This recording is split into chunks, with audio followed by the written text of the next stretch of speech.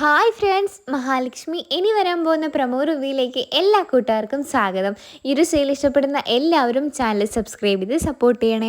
അങ്ങനെ നമ്മുടെ കണ്ണനും മഹാലക്ഷ്മിയും ഒക്കെ ആണെങ്കിൽ ഇപ്പോൾ വൈദ്യശാലയിലാണ്, ചികിത്സയിലാണ്. കണ്ണന് ഇപ്പോൾ ഒരുപാട് പുരോഗമനങ്ങളും എല്ലാ കാര്യങ്ങളും ഉണ്ട്. അതുകൊണ്ട് തന്നെ കണ്ണൻ ഇപ്പോൾ അവിടെയാണ് സ്ഥിര താമസമാക്കിയിരിക്കുന്നത്. അതുകൊണ്ട് തന്നെ വീട്ടിലോട്ടുള്ള ചിലവിൻ്റെ പൈസയും ഒന്നും തന്നെ നമ്മുടെ കണ്ണൻ വീട്ടിലോട്ട് അയച്ചു കൊടുക്കുന്നില്ല. കാരണം കണ്ണന് വേണ്ടാത്ത ആൾക്കാരാണ് അവിടെ ഉള്ളത് കമലേശ്വരത്ത്. അതുകൊണ്ട് തന്നെ ഇപ്പോൾ അവിടെയുള്ള കാര്യങ്ങളെല്ലാം നോക്കി നടത്തുന്നത് നമ്മുടെ കരുണയും കരുണയുടെ അച്ഛനും തന്നെയാണ്. കാരണം ഉണ്ണിയുടെയും ദുർഗയുടെ കയ്യിലും യാതൊരു പൈസയും കാര്യങ്ങളും ഒന്നും തന്നെ ഇല്ല. അതുകൊണ്ട് തന്നെ ഇപ്പോൾ ദുർഗയും ഉണ്ണിയൊക്കെ ആണെങ്കിൽ അവിടുത്തെ വെറും അടിമകൾ മാത്രമാണ്. നമ്മുടെ ദുർഗയാണെങ്കിൽ ഇപ്പോൾ കമലേശ്വരത്തിലെ അടുക്കളക്കാരിയായിട്ടാണ് കരുണ കണ്ടിരിക്കുന്നത്. കരുണയാണ് ഇപ്പോൾ അവിടെ ഭരിച്ചുകൊണ്ടിരിക്കുന്നത് എന്ന് തന്നെയാണ് നമുക്ക് സത്യമായിട്ട് മനസ്സിലാക്കാൻ കഴിയുന്നത് തന്നെ.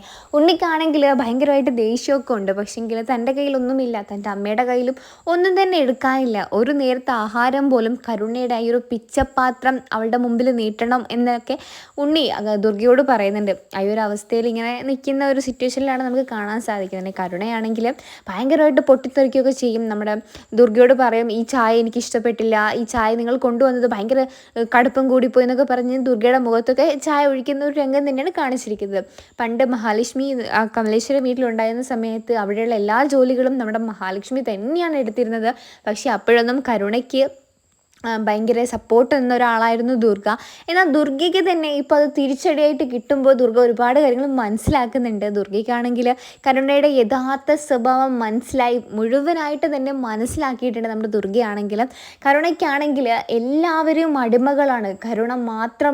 കരുണയുടെ കയ്യിൽ പൈസ ഉള്ളത് കൊണ്ട് കരുണ മാത്രമേ വലിയൊരാൾ എന്നുള്ള രീതിയിലാണ് കരുണ പെരുമാറുന്നത് തന്നെ. അങ്ങനെ ഒരു ദിവസം നമ്മുടെ ദുർഗയ്ക്ക് ഒരു ആവശ്യം വന്നിരുന്നു പൈസയ്ക്ക് വേണ്ടിയിട്ട്. അങ്ങനെ പൈസയ്ക്ക് വേണ്ടി വന്നൊരു ആവശ്യത്തിന് നമ്മുടെ കരുണയുടെ മുമ്പിൽ ചോദിക്കുന്നുണ്ട്. ഒരു പൈസ വേണം, ഒരു 10,000 രൂപ പോലും ദുർഗയ്ക്ക് കൊടുക്കാൻ പോലും നമ്മുടെ കരുണയ്ക്ക് മനസ്സില്ല. അപ്പോൾ നമ്മുടെ ദുർഗ പറയുന്നുണ്ട്, ഒരു 10,000 രൂപ എനിക്ക് വേണം. അപ്പോൾ ദുർഗ പറയുന്നുണ്ട്, എത്രയും പെട്ടെന്ന് തന്നെ തിരിച്ചു തരാമെന്ന് പറയുന്നുണ്ട്. അപ്പോൾ കരുണ പറയുന്നുണ്ട്, നിങ്ങളും നിങ്ങളുടെ മകനും എവിടെ നിന്നാണ് പൈസ തിരിച്ചു തരാൻ പോകുന്നത്? നിങ്ങൾക്ക് എന്തെങ്കിലും ജോലി ഉണ്ടോ? കയ്യിൽ 10 പൈസ എടുക്കാനുണ്ടോ? ഈ വീടും നിങ്ങൾക്കുള്ള ആഹാരം തരുന്നത് ഞാനും എൻ്റെ അച്ഛനുമാണ്. അതുകൊണ്ട് നിങ്ങൾ അത് പറഞ്ഞങ്ങ് മനസ്സിലാക്കി വെച്ചേക്കും മനസ്സിനോട് എന്ന് പറയുന്നുണ്ട്. അപ്പോൾ ദുർഗ പറയുന്നുണ്ട്, മോനെ നീ ഒന്ന് ചോദിക്കാം, അമ്മയ്ക്ക് അത്ര അത്യാവശ്യം ആയതുകൊണ്ട്, ഹോസ്പിറ്റൽ കേസ് ആയതുകൊണ്ടാണെന്നൊക്കെ ദുർഗ പറയുന്നുണ്ട്. പക്ഷേ കരുണയാണെങ്കിൽ ഒരു പൈസയും നിങ്ങൾക്ക് ഇവിടുന്ന് തരാൻ പോകുന്നില്ല. എനിക്കങ്ങനെ ചുമ്മാ പൈസ കളയാൻ താല്പര്യമില്ല. നിങ്ങളിവിടെ വേലക്കാരിയായിട്ട് നിന്നാൽ നിങ്ങൾക്ക് വേണമെങ്കിൽ ഒരു 5,000 രൂപ ഞാൻ തരാം എന്നൊക്കെ നമ്മുടെ കരുണ പറയുന്നുണ്ട്. നമ്മുടെ മകനായ ഉണ്ണിക്ക് ഇതൊക്കെ കേട്ടിട്ട് നല്ല ദേഷ്യം വരുന്നുണ്ട്. പക്ഷേ ദേഷ്യം വന്നിട്ട് കാര്യമൊന്നുമില്ല. നമ്മുടെ ദുർഗയുടെ മുമ്പിലും ഇപ്പോൾ കരുണ ഭയങ്കരമായിട്ട് ഒച്ച ഉയർത്തി സംസാരിക്കാൻ തുടങ്ങിയിട്ടുണ്ട്.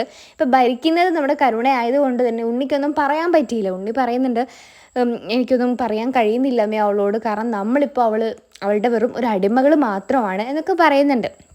അപ്പോൾ കരുണ പറയുന്നുണ്ട്, അതെ നിങ്ങൾ എൻ്റെ അടിമകൾ തന്നെയാണ്. കാരണം നിങ്ങൾക്ക് എന്തെങ്കിലും ഒരു വില തരണമെങ്കിൽ നിങ്ങളുടെ കയ്യിൽ 10 പൈസ എടുക്കാൻ വേണം സ്വന്തമായിട്ട്. അത് നിങ്ങളുടെ കയ്യിൽ 2 പേരുടെ കയ്യിലും ഇല്ലെന്നൊക്കെ പറയുന്നുണ്ട്. അങ്ങനെ ഭയങ്കരമായിട്ട് ആക്ഷേപിക്കുകയാണ് നമ്മുടെ ഉണ്ണിയെയും നമ്മുടെ ദുർഗേനെയൊക്കെ ആണെങ്കിൽ. അപ്പോൾ ദുർഗ നമ്മുടെ ഉണ്ണിയോട് പറയുന്നുണ്ട്, നിൻ്റെ ഏട്ടനുണ്ടായിരുന്ന സമയത്ത് ഒരിക്കൽ പോലും അവൻ എന്നെ പട്ടിണിക്കിട്ടിട്ടില്ല, ഒരിക്കൽ പോലും എന്നെ അടുക്കളക്കാരിയായിട്ട് അവൻ കണ്ടിട്ടില്ല. എന്നെ അവൻ അന്നും ഇന്നും സ്നേഹിച്ചിട്ടേ ഉള്ളൂ. എന്നാൽ എൻ്റെ ദുഷിപ്പായ മനസ്സിന് ഇത് കിട്ടേണ്ടത് തന്നെയാണ് മകനെ എന്നൊക്കെ നമ്മുടെ ദുർഗ പറയുന്നുണ്ട്. അവനെ ഒരുപാട് ഞാൻ സ്നേഹിച്ചിരുന്നെങ്കിൽ ഇന്ന് ഞാൻ രാജകുമാരിയായിട്ട് ഈ കമലേശ്വരം വീട്ടിൽ വാഴുമായിരുന്നു എന്നൊക്കെ ദുർഗ പറയുന്നുണ്ട്. അപ്പോൾ ഉണ്ണി പറയുന്നുണ്ട്, അമ്മേ എൻ്റെ തെറ്റുകൾ ഞാനും ഇപ്പം മനസ്സിലാക്കുന്നുണ്ട്. പണത്തോടുള്ള എൻ്റെ ആർത്തിയായിരുന്നു എൻ്റെ ഏട്ടനെയും എന്നെയും തമ്മിൽ തെറ്റിച്ചത് എന്നൊക്കെ പറയുന്നുണ്ട്. അപ്പോൾ ദുർഗയും ഉണ്ണി ഇങ്ങനെയൊക്കെ പറഞ്ഞ് ഭയങ്കരമായിട്ട് വിഷമിക്കുന്നുണ്ട്. ഇനിയിപ്പോൾ എന്താ ചെയ്യുക, എല്ലാം നഷ്ടപ്പെട്ടു പോവുകയാണല്ലോ കയ്യിൽ നിന്ന്. ഇതുവരെ ചെയ്ത കാര്യങ്ങളൊക്കെ കണ്ണന് ഭയങ്കരമായിട്ട് അവരോട് ദേഷ്യം ഉണ്ടെന്നുള്ള കാര്യം ദുർഗയ്ക്കും ഉണ്ണിക്കും നന്നായിട്ട് അറിയാം. ഇനിയിപ്പോൾ ജീവിതകാലം മുഴുവനും നമ്മുടെ കരുണയുടെ അടിമയായിട്ട് ജീവിക്കാൻ ഇവർക്ക് രണ്ടുപേർക്കും എന്തായാലും സാധ്യമല്ല എന്നൊക്കെ പറയുന്നുണ്ട്. അപ്പോൾ ഉണ്ണിയാണെങ്കിൽ എന്തെങ്കിലുമൊക്കെ ചെയ്യണം അമ്മ എന്നൊക്കെ പറഞ്ഞിങ്ങനെ അവരിങ്ങനെ പുറത്തൊക്കെ പോയി വരുന്ന വഴിക്ക് ഒരു ലോട്ടറി എടുക്കുകയാണ്. അതും നല്ലൊരു ലോട്ടറി, ഭാഗ്യക്കുറി എടുക്കുകയാണ് അവർ രണ്ടുപേരും കൂടിയാണെങ്കിൽ. അങ്ങനെ ഒരു സമയത്ത് ആഹാരം കഴിക്കുമ്പോൾ പോലും നമ്മുടെ ദുർഗയ്ക്ക് ദുർഗയ്ക്കാണെങ്കിൽ ആഹാരം ഇച്ചിരി പോലും മാത്രമേ നമ്മുടെ കരുണ കൊടുക്കുന്നുള്ളൂ. പ്രതാപൻ പറയുന്നുണ്ട്, നീയാണ് ഇനി ഇവിടെ വേലക്കാരി, എൻ്റെ മകൾ എന്താണോ പറയുന്നത് അത് കേട്ട് നീ ജീവിച്ചോണം എന്നൊക്കെ ദുർഗയോട് പറയുന്നുണ്ട്. ദുർഗയ്ക്കാണെങ്കിൽ ഇതൊക്കെ കേട്ട് ഭയങ്കര സങ്കടമാവാണ്. കാരണം മഹാലക്ഷ്മിയോട് ചെയ്ത ഓരോ അടികളും തിരിച്ച് നമ്മുടെ ദുർഗയ്ക്ക് വരുന്നുണ്ട്. ദുർഗ മഹാലക്ഷ്മിയോട് ചെയ്ത ഓരോ കാര്യങ്ങളും ദുർഗ ഇങ്ങനെ ആലോചിക്കുന്നുണ്ട്. അങ്ങനെ ഞാൻ ചെയ്തില്ലായിരുന്നെങ്കിൽ ഇന്ന് ഞാൻ ഇത്രയധികം വേദനിക്കേണ്ടി വരില്ലായിരുന്നു, അങ്ങനെയൊക്കെ മനസ്സിലാക്കുന്നുണ്ട്. അപ്പോൾ പ്രതാപൻ പറയുന്നുണ്ട്, എന്താടി ആലോചിച്ച് നിൽക്കുന്നത്, നീ എൻ്റെ മകള് പറഞ്ഞ ജോലി ചെയ്താൽ നിനക്ക് ഇന്നിവിടെ ആഹാരം കിട്ടത്തുള്ളൂ എന്നൊക്കെ പറയുന്നുണ്ട്. പ്രതാപൻ്റെ ഒക്കെ സ്വഭാവം, നല്ല തനി സ്വഭാവം നമ്മുടെ പുറത്ത് വന്നിരിക്കുകയാണ്. അപ്പോഴാണ് ദുർഗയൊക്കെ ഭയങ്കരമായിട്ട് ഇങ്ങനെ ആ ലോട്ടറിയെ പറ്റി ഇങ്ങനെ ആലോചിക്കുന്നത്. ലോട്ടറി ഇനി വല്ലതും അടിച്ചിരുന്നെങ്കിൽ ഇവരുടെയൊക്കെ അടുത്ത് നിന്ന് മാറി ഒന്ന് താമസിക്കാമായിരുന്നു ഉണ്ണിയെയും കൊണ്ട് എന്ന് നമ്മുടെ ദുർഗ ആലോചിക്കുന്നുണ്ട്. അപ്പോൾ ഉണ്ണിയെയും പ്രതാപൻ ഭയങ്കരമായിട്ട് കുറ്റപ്പെടുത്തുന്നുണ്ട്. എന്താ നിൻ്റെ ഈ മകനെ കണ്ടിട്ടാണോ നീ ഇവിടെ വന്ന് നെളിക്കുന്നത് എന്നൊക്കെ പറയുന്നുണ്ട്. അപ്പം നമ്മുടെ ഉണ്ണിയെ പറ്റി പറയുന്നുണ്ട്, 10 പൈസ പോലും കയ്യിലെടുക്കാനില്ലാത്ത ഇവന് എൻ്റെ മകളെ, കോടിക്കണക്കിന് സ്വത്തുള്ള എൻ്റെ മകളെ കെട്ടിച്ച് ഞാൻ കൊടുത്തെങ്കിൽ നിങ്ങളിതൊക്കെ സഹിക്കേണ്ടി തന്നെ വരും എന്നൊക്കെ നമ്മുടെ പ്രതാപൻ ഭയങ്കര മാസിലിങ്ങനെ പറയുന്നുണ്ട്. അപ്പം നമ്മുടെ കരുണയാണെങ്കിൽ എന്ത് പറയുന്നുണ്ട്, തിരിച്ചു പറയുന്നുണ്ട്, അത് എൻ്റെ അച്ഛൻ പറയുന്നതും ഞാൻ പറയുന്നതും കേട്ട് ജീവിച്ചാൽ നിങ്ങൾക്ക് എന്തായാലും ഇവിടെ ജീവിക്കാൻ കഴിയും, ഞങ്ങൾ എന്തായാലും ആഹാരമൊക്കെ തരും, പക്ഷെ ഞങ്ങൾ പറയുന്ന ജോലി നിൻ്റെ അമ്മ ചെയ്യണം എന്നൊക്കെ പറയുന്നുണ്ട് പ്രതാപനാണെങ്കിൽ. അപ്പം അതിന് ശേഷമാണെങ്കിൽ നമ്മുടെ പ്രതാപനോട് മുത്തശ്ശി പറയുന്നുണ്ട്, എന്തായാലും അവളൊരു ലോട്ടറി ഒക്കെ എടുത്തിട്ടുണ്ട് ഇന്നലെ വഴിയിൽ വെച്ചിട്ട്, അതിനിപ്പോൾ വല്ലതും അടിക്കുമോ മോനെ എന്ന് ചോദിക്കുന്നുണ്ട്. അപ്പോൾ പ്രതാപൻ പറയുന്നുണ്ട്, എവിടെ നിന്ന് അടിക്കാൻ അമ്മേ, അവൾക്കൊന്നൊരു ഭാഗ്യമില്ല, അതുകൊണ്ടല്ലേ നമ്മുടെ മുമ്പിൽ അവളിങ്ങ് എത്തിച്ചത് ദൈവം എന്നൊക്കെ ഇങ്ങനെ പറയുന്നുണ്ട്. അപ്പോൾ അതിന് ശേഷമാണെങ്കിൽ ഭയങ്കരമായിട്ട് സങ്കടപ്പെട്ടിരുന്ന ഈ ഒരു നിമിഷത്ത് നമ്മുടെ ദുർഗയുടെ ഫോണിലോട്ട് ആ ഒരു വിളി വരികയാണ്. ദുർഗ ആ സന്തോഷ വാർത്ത അറിയുകയാണ്. തനിക്ക് കിട്ടിയ ആ 100 കോടിയുടെ ലോട്ടറി അത് നമ്മുടെ ദുർഗയ്ക്ക് അടിച്ചിരിക്കുകയാണ്. അങ്ങനെ ദുർഗ ഭയങ്കരമായിട്ട് സന്തോഷിക്കുന്നുണ്ട്.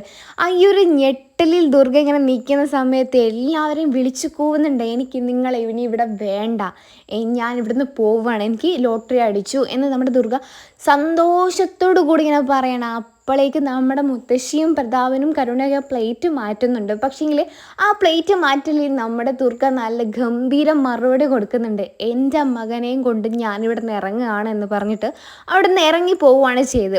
അതിനുശേഷം മുത്തശ്ശിയും കരുണയും പ്രതാപനും സംസാരിക്കുന്നുണ്ട്, അങ്ങനെയൊന്നും ചെയ്യേണ്ടിയിരുന്നില്ല അല്ലേ മുത്തശ്ശി, നമ്മൾ ചെയ്തത് ഇച്ചിരി കൂടിപ്പോയെന്ന് തോന്നുന്നു, അമ്മയുടെ പൈസ എന്തായാലും ഇനി നമുക്ക് കിട്ടുമോ എന്തോ, 100 കോടി എന്നൊക്കെ പറഞ്ഞാൽ നമുക്ക് ജീവിതകാലം മുഴുവൻ അതിലങ്ങ് സുഖമായിട്ട് ജീവിക്കാം എന്നൊക്കെ പറയുന്നുണ്ട്.